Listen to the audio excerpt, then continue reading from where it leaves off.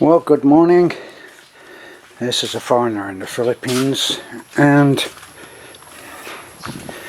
I'm coming out. Thought I would describe, only for the foreigners who are thinking about coming out here, what life is really like. What can you expect? What can you expect, like the kind of life that you will have? Well, in my particular case, I joined a family of hilltop farmers, and I'll show you what I see every morning when I come out. Things are going to change. I look out. This is where I'm sitting.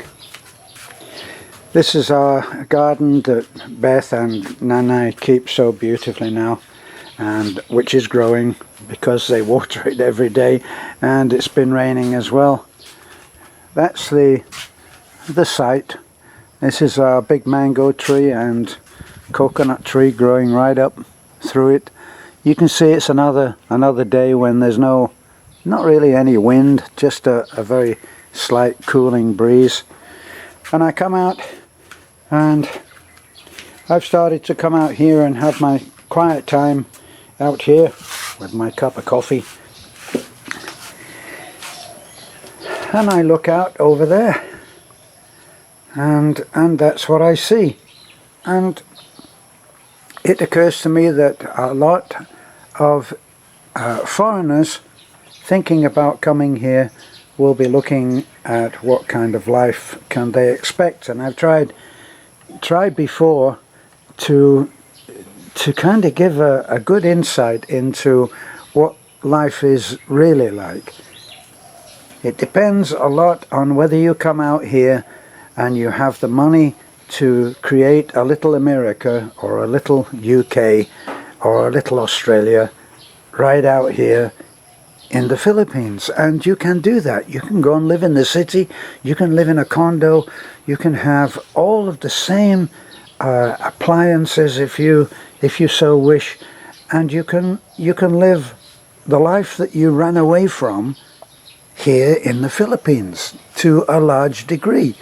You can go out, and if you live in Dumaguete, well, in Dumaguete they have pretty well got the whole thing handled, and you can have pretty well all of the same things. You can go out to, they have a boardwalk. When we went and stayed with a friend, we went and stayed with our friend Joy out there, and we walked along the boardwalk, and people are walking there in the evening, and there are cafes that you can go and sit, and you can see a lot of other expats, foreigners who've gone out there who have the money to be able to live that kind of life at a much cheaper rate, and that's how they live. But if that's what you want, you can have that here, or you can come out, and if you're on a limited budget, let's say that you're looking at maybe $1,000, and you can come out, and just supposing that you come out like I did, and you find a lady who is still an island girl. We're talking now about the provinces. We're living in the provinces. We're living high in the mountains. You're looking at mountains, but as I've said before, it's not the Eiger Sanction, okay? It's not Everest. It's not the North Face. These are mountains because of the altitude that they're at, and we are at the high enough altitude that they call mountains. So we live in the mountains of Burgos, and this is what I see. You can see there, I can come and I can watch the mother carabao, and I can watch the birds. We share our home with a great number of sparrows, which are very entertaining to watch. Or you can see high up there in the coconut trees, there are some tiny birds. Now, I'm no bird watcher, so I don't know what they are, but when they're skimming around, a little bit like I used to watch swallows in very fast aerobatic antics, kind of looks the same as that, but these are like tiny little fighter planes, short wings, and they skim around, and they'll buzz you.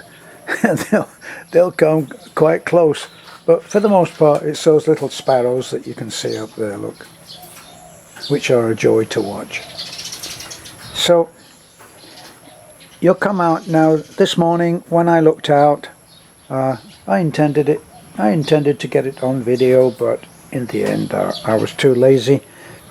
But the ladies were all Nanai and let me see, Nanai and Jessica and Vec Vec and Beth were all down under the big mango tree which is on the path out, and they're all sitting under there and they're all chatting, and the most dominant sound is laughter.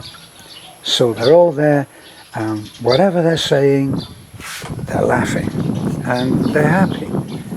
And I must be boring everybody to death with the idea of happiness, but I see happy people, so I treasure that, because I remember being in Fort Myers, which is a paradise for many, and which I did have.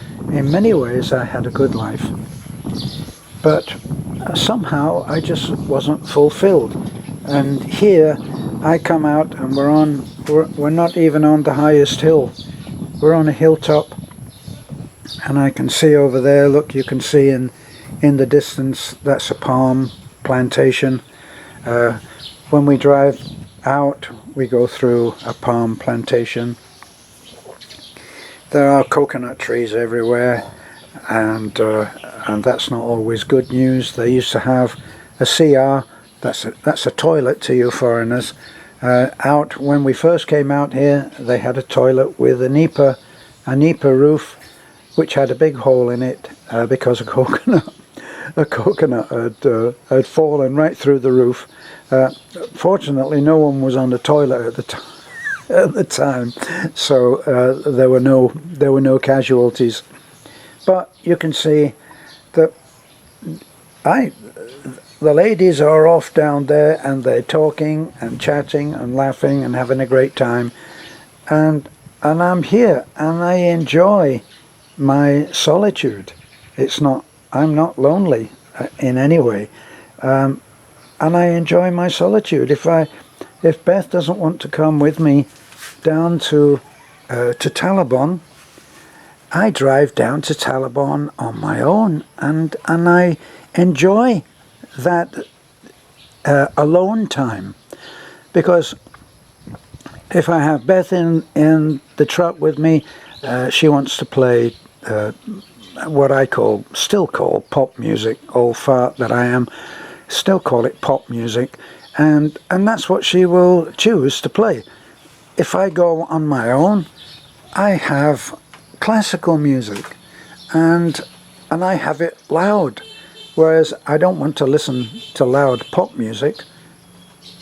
So whereas they listen to pop music at number 10 on my stereo in the truck, I listen at 20, because I want it to be like I'm in the middle of the orchestra, and I listen to that, and I am at home. So if you're coming out here and you're looking at being totally in company all the time, better really understand that you need to be happy with yourself. And the women here seem to be happy with themselves. See, look, there's a little bit of action there. The mama carabao is moving around, and there's the baby following it, and that's Echo, who lives down the hill. He's the nephew of Beth.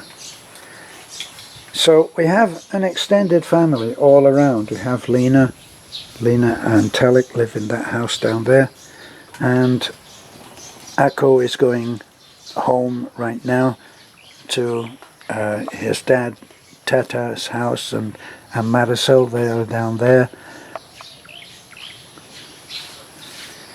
All of our water is brought up to those two barrels that are up there, and then it is gravity fed. It's a very basic life. If you are used to stainless steel kitchens and fully tiled bathrooms, you know, you're probably going to find it lacking if you come and live, as I am, in a hilltop community, because they don't have that kind of life. You know, we built the house for Nanai, and I had Western ideas about giving her a lovely kitchen, and I envisaged an American style open plan family room that had seated area for the TV, and then a large enough dining room table that everybody at Christmas could share. And the kitchen would be a modern kitchen. I'd make all the cabinets, do a nice countertop, a tiled countertop with running water and everything that you would expect to see if you went into maybe a cabin in America next to a lake. Would be slightly rustic, but not completely, and that most Westerners would feel at home in. Well, before I could turn around, Nanai had strung a laundry line across the middle of my grand dream, and hung all the laundry on it. Well, such a big space that she wasn't used to, she reverted to narrowing it down to the space that she was used to.